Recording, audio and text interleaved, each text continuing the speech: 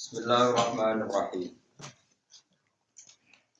Walaqad ataina Luqmanal hikmata anishkur lillah. Wa may yashkur fa innama yashkuru li nafsihi. Wa man kafara fa innallaha ghaniyyun hamid. Walaqad ataina lan teman-teman paring ingsun Luqman ing Luqman. Tak paringi al hikmata ing hikmah. Hikmah niku keputusan hukum sing bener ing hikmah. Di zaman akhir mana nek kiai hikmah nu kiai dukun. Niku mun salah kaprah sembrono niku napa? Sembrono apa sifate hakim. Hakim nu ahli ngekek hukum sing benar. Nek hikmah mana di dukun bahaya. Kiai ahli hikmah mana nek ahli nopo? Kriminal mana nih no? Minha itu setengah sangi hikmah al ilmu tapi ilmu ngerteni hukum sak mesti ini jenis ilmu. Wat diyanatu lan soleh beragama. Diyanah itu beragama secara baik. Wal isobatu lan bener fil qauli dalam pengucapan. Wahikamuhu dari piro-piro kata mutiarani hikmah itu jamak hikam jamak hikmah. Ana kitab hikam nih. Wahikamuhu utawi piro-piro kalimat mutiarane sinten Luqman iku kasiratun akeh maksuratun tur iso denukil maksudnya akeh lan ternukil maksudnya teriwayatkan terus saiki terdokumentasi karena ana sapa Luqman iku yufti iku ifta sapa Luqman qabla bi sati Daud sedurunge kautuse Nabi Daud. Wa adroka lan menangi sapa Luqman bisa tahu ing kautuse Daud. Dadi Sayyid Luqman Hakim niku periode sedurunge Nabi Daud sampai menangi sinten Nabi Daud. Ya dadi mulane kata ulama sing meyakini Luqman mboten nabi. Senajan to pinter ahli hikmah mboten nabi. Iki yang ajam wis ajam tukang ngangon wedhus gak ganteng, gak pati ganteng Luqman. Bareng Nabi lahir Nabi Dawud wonten, dekne langsung ninggal jadi pemimpin. Pak Khodalan ngalap sapa Luqman anhu sangking Nabi Dawud al ilma ing ilmu. Wa tarakalan ninggal sapa Luqman ninggal al futya ing memberi fatwa. Menunjukno teori ulama bener umpama Luqman itu nabi kan datangnya Nabi Dawud tidak memahjubkan dia karena dia ada nabi apapun pintere Nabi Dawud teko langsung dekne napa ngaji dan meninggalkan napa fatwa ini jelas ya, kok kalah kelas tetap. Wa qala lan dawu sapa Luqman fi dzalika ing dalam masalah mengkono-mengkono akhdihi al ilma wa tarkihi al futya. Dawe ala aktafi idza kufitu. Ala aktafi ana ta ora ngalap cukup ingsun idza kufitu nalikane den paringi cukup sapa ingsun. Manane aku fatwa iku mergo dibutuhno masyarakat, saiki ana rasul, ana nabi sing luwih ahli wis tak anggap cukup. Jadi aku menganggap cukup nek ditakdir dicukupi pangeran yaitu dengan adanya Nabi sinten Daud. Wakil lan den dawuhna lagu maring Luqman, apa dawuh pertanyaan ayun nasi syarrun. Ayun nasi te dine manusa ku syarrun elek banget. Kala dawuh sapa Luqman, alladzi la yubali in ra'ahu nasu musian. Iku alladzi ku wong la yubali kang ora peduli sapa ladzi. Inro alamun ningali ing lagi sapa anasu manusa ora peduli mereka melihat musian wong sing elek. Orang yang ketika berbuat buruk itu tidak peduli lagi ketika dilihat manusia iku elek-elek wong. Kon iku ngrusak tatanan. Iku kula terangaken ya ngono tenan. Dados kula niku pun neliti beberapa kitab. Sak bijak-bijake ahli hukum asal gak nabi gak rasul itu tetap bijak nabi. Senajan to cara zahir nabi rasul itu penuh dengan ketegangan. Bisa orang lagi penuh dengan ketegangan. Misalnya contoh gampang ya. Kowe nak kepen resiko iku yo aja wayo. Bojo sitok konaa. Kowe sayem, engko misale tukaran di urusan lombok, urusan belanja kan ringan. Tapi kan nak bojomu papat itu tukarannya kan seru no. Tapi cara hukum, mbok kowe iso nglakoni mbok ora hukum ora iso. Paham ya? Kowe kudu tetep yakin sing bojone papat mbek sing siji ku afdal papat. Piye-piye mau cara hukum nulung wong wedok sitok iku apik, mestine nulung papat iku luwih. Nah, kecuali kenyataan nerlantar wong sitok elek apa meneh nerlantarno papat. Ayo. Tapi kowe kudu sadar, sesadar-sadar karena hanya dengan cara ini kita ngakui Rasulullah itu lebih baik ketimbang kita. Rasulullah itu garwane songo. Nabi Sulaiman itu kabare bro. Saya mungkin tahu tak kok berarti setahun ketemu bisa. Nabi Dawud itu kabare satu. Samplo songo, gue tambah sitok ngono. Itu satu-satunya cara kita bisa tahu hikmahnya. Itu tadi, perempuan itu lemah. Saya ini nulung yang lemah itu baik. Kalau nulung satu baik, dua lebih baik. Pasti begitu. Nulung tok demenan arah dirabi. Solusinya dirabi. Kalau nulung tok roda ini mesti efeknya. Demenan kok angel temen ngerang dong. Oh angel temen wis vulgar ya, wis model ilmu nerugen ya sapa vulgar. Satu-satunya cara supaya gak demenan. Dirabi. Itu cara, tapi ora usah lakoni. Wong kowe ora ngarah kuat. Tapi ki cerita. Lah Rasul kabeh iku garwane iku kan. Era Nabi Muhammad dikurangi 9 untuk umatnya papat. Tapi umatnya papat itu dodake. Prakteknya kiai Jawa Timur banyak, bojone tetep papat, tapi sing tahu dirabi 20. Sing loro iku cadangan, no? Sing loro kan dipegat-pegat anggar bar di anak. Jadi akhirnya rabine mau papat tapi tahu ngerasakno wong. Tapi ora sandekan, kok ora sandekan masalah dalam fikih. Nah, apapun ndak cocok kita, apapun beda kita, tetap kowe kudu ngaku. Jajal sampean delok sejarah Wali Songo. Sunan Bonang ibene Kalijogo, Kalijogo ibene kan silang-silang mergo saka tingkir mantune iki kok silang kan silang-silang kabeh. Paham ya? Nah itu Rasul, saya ulang lagi itu Rasul. Jadi Rasul itu orang yang berani ngambil sikap resiko, meskipun itu ahli hikmah gak wani, tapi nak Rasul itu wani. Tapi ahli hikmah gak wani, cara sinten Luqman Hakim gak duwe, nyali ini gak duwe, tapi Nabi Dawud wani. Berarti Rasul be wong saleh dhuwur itu ya ora tingkatane tetep dhuwur Rasul. Itu tadi karena wani ngambil apa? Resiko. Itu kalau kita ndak punya nyali.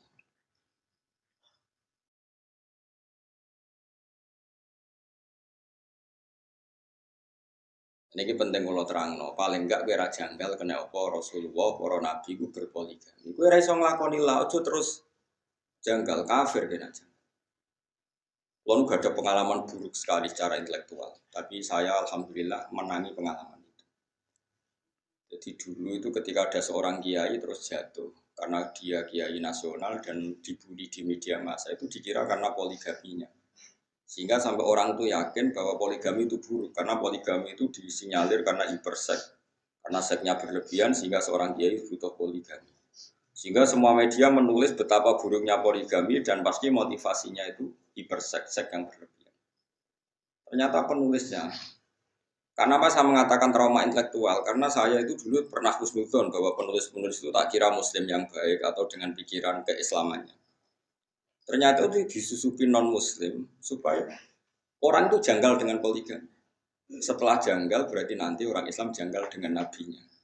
Gayanya janggal sama kiai itu, tapi lama-lama janggal dengan nabinya. Itu bahaya. Makanya kita meskipun tidak berani poligami, tidak beraninya macam-macam, dibiayai, wedi sing asli Melayu, macam-macam lah sebab itu kan macam-macam. Karena 1 tambah 1 tetap 1, karena lari 1 kadang lari dua-duanya.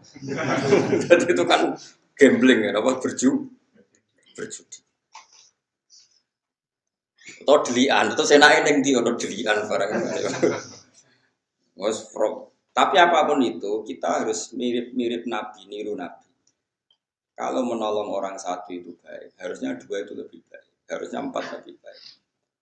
Kalau punya 1 saja masalah, berarti 4 lebih. Masalahnya kita hanya ngomong gitu terus. Nah terus hukumnya piye, Gus? Hukumnya ya ngono iku. Pokoknya paham ya? Hukumnya piye? Hukumnya ya.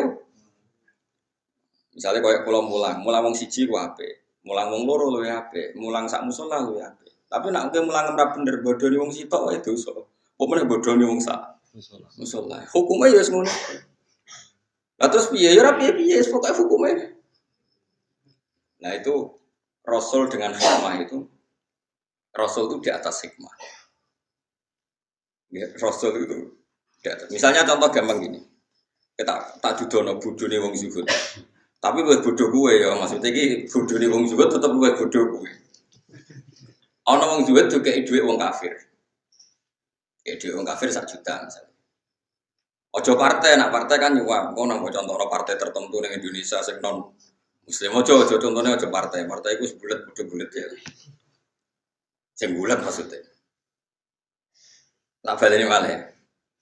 Misalnya Mustafa kan gayane zuhud, jenggoten dilo terus kadang bebot rakum naruh wong, pokoke modele jagab wis koyo wis soleh-soleh. Iku nak dikei dhuwit non muslim 1 juta iku gak gelem, dipakano anake wedi haram. Disumbangno masjid wedi ra ditampa mergo dhuwit kok wong kafir. Dikene bojone kok jadi daging haram. Itu zuhud. Tapi di atas itu ada makom yang di atas zuhud. Cara berpikir begini. Ana wong soleh mau manfaatno duit 1 juta. Pilihannya apa? Diobong. Enggak misalnya kowe ketemu orang yang lebih alim ketimbang orang zuhud. Jawabannya apa? Apa 1 juta ini diobong? Kalau diobong tabdirul mal, menyia-nyiakan harta. Aku wong soleh mau nganggo ben dienggo wong fasik. Wong fasik demenan ra iso mergo ra duit. Gara-gara pokoke 1 juta ndek alat demenan. Kowe ra wani mangan pokoke ana wong fasik jebule malah dienggo. Demenan. Kowe ra wani mangan jebule dienggo. Keburu. Makanya itu masyhur perdebatan ulama Al-Azhar. Ada ulama Al-Azhar menerima orang pejabat dolim, sedekah, sisi tok nampa, sisi tok ora. Jare sing ra nampa, ulama kedonyan dikai pejabat fasik nampa. Jare sing nampa, Kiai Bento, iku duwe nak dicekel pejabat fasik, kemungkinane digo demenan digo fasik. Cekel kiai, saleh. Jadi ilmu bejuhud itu beda, mus. Mulane aku tetep doraku makome. Mbah kapan-kapan nak dhuwur kowe ora roh. Lewat jalur tikungan terus ke nyelip. Tapi cara prosedur ilmu itu doraku. Mbah nak pas tikungan nyelip. Goleng tapi. Tak jamin goleng. Gak sopan. Burine. Jadi nah di sini ini mulai kayak ngaji be aku bener ngaji ilmu. Tapi kalau jangan aku fasik kan. Tapi ranut sembrono. Nah ini cerita. Ini makanya saya kenapa termasuk pengagum Syekh Abdul Qadir Jilani. Kalau kamu pengagum beliau kan karena kitab manaqibnya. Kalau saya enggak, saya ini punya kitab banyak karangan beliau. Termasuk yang paling terkenal itu Al-Hunyah, terus Al-Futuhat Al-Ilahiyah, terus banyaklah karangan beliau. Yang orisinal maksudnya yang mansub ilaihi, yang memang orisinal ada sanadnya, bukan yang matsus ya, bukan kitab yang sebetulnya agak karangan beliau tapi dianggap karena di dunia kitab juga resiko ada yang namanya matsus apa? Matsus itu cara hadis mudallas sebenarnya Nabi nak ngendikan itu tapi dikatakan ngendikan untuk menjustifikasi satu nopomat mazhab. Tak contohnya begini misalnya. Ya tadi kayak kasusnya Mustafa, misalnya Abu Jahal ijek urip. Ruhin Mbak Mustafa, Ruhin itu, tapi Ruhin gak sufi, masalah itu gelemnya mergo butuh duit. Misalnya Mus kowe saiki dikai dia Abu Jahal, dikai duit 1 juta. Kang Mustafa, aku lor jenengan kok unik, pakai duit 1 juta nih. Ampun, tusuk. Karena Abu Jahal, Mustafa kayak duit ra gelem. Terus digo tombol Abu Jahal, digo tombol. Coba sekarang Abu Jahal pakai itu untuk tombol, untuk judi. Itu kamu sekarang ikut salah enggak? Ikut, karena dengan uang itu kamu pegang, dia tidak bisa menggunakan uang itu untuk judi lagi. Nah itu Rasul, punya logika lebih jelimet. Kalau orang zuhud kan asal gak make, ya sudah, supaya gak resiko makan haram. Sekarang, kata Abdul Qadir, tapi kalau jangan niru ya, kalau gak kelasnya jangan niru. Kenapa para Rasul dan para sahabat memakan harta ghanimah? Harta ghanimah itu hartanya siapa? Orang kafir kalau perang, orang kafir kalah kan hartanya disita, namanya harta apa? Harta orang kafir itu kan dari transaksi yang kafir. Mungkin mereka rentenir, mereka jual beli homer, jual beli anjing, jual beli celeng, macam-macam. Paham ya? Dari semua hasil kekafiran ini dipakai alat perang.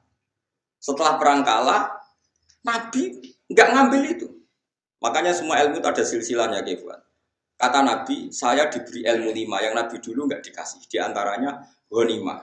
Ukhillat lanal ghanaim walam takhilla li ahadin qabli. Ghanimah di era saya halal, tapi nabi-nabi dulu tidak. Kenapa di nabi-nabi dulu ghanimah tidak halal? Nabi Musa nggak boleh makan rampasan Firaun.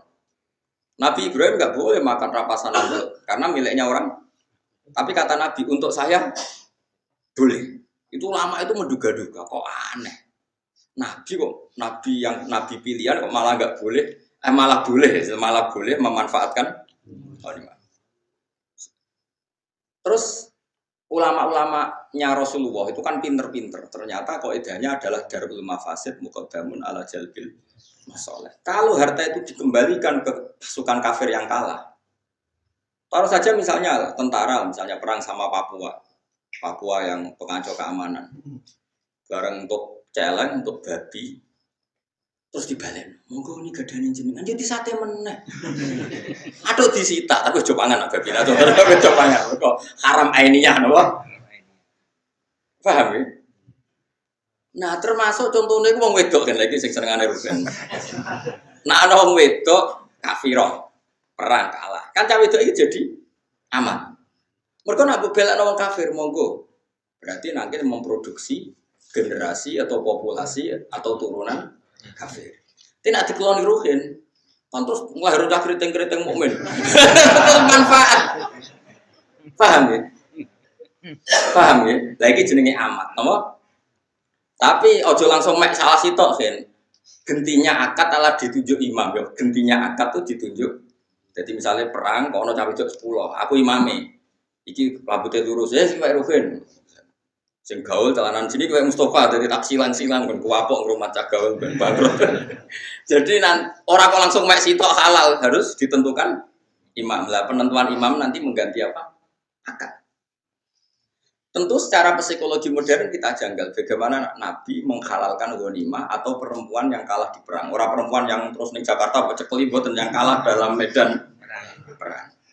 Logikanya tadi perempuan itu kan alat produksi. Kalau dikeloni ruhin itu kayak orang mukmin. Senajan itu bawa ling-ling tapi tetap mukmin. Kruiting pelayan tetap neng musola. Bapaknya merbot musola. Tapi nak dikeloni wong kafir ya nanti produksi. Wong lagi lahir di sepul kafir, di umbah banyu kuning kafir. Cilik istilahnya klonang untuk gereja. Nah, sekarang pilihannya pertanyaannya adalah menghalalkan ghanimah untuk Nabi Muhammad dengan mengharamkan era Nabi Musa. Kualitas ilmunya bagus mana coba? Nabi Musa. Kita terang orang paham. Wes tak terang subhanallah. Dengan penjelasan seperti itu, paham ya? Halal ghanimah dimanfaatkan sahabat atau zaman Nabi dimanfaatkan Nabi, ambek diharamno zaman Nabi Ibrahim kualitas haram halal wae iki. Ambek halal, mergo halal plus darul mafas. Saiki misalnya aku digarong penjahat, terus contoh gampang aku digarong penjahat, tentu penjahat garong aku nggawa senjata. Bareng tak taklukno, berhubung aku zuhud kok Mustafa, monggo gadane jenengan beto langsung. Ya tiga jahat meneh blok-blok paham ya. Harus saya sita. Berhubung saya ini TNI atau Polri, nanti senjata ini untuk penguatan NKRI harga mati. Timbang kembali ke gerakan Papua. Orang iso terus Mustafa PP khusuk. Mboten haram niku haram. Mbok cono Sulam Taufik. Ora. Sulam Taufik yo ngalim sembrono, tetep ora koyo kuwe madzhab. Ujug muni Nabi Musa. Nabi Muhammad sembrono.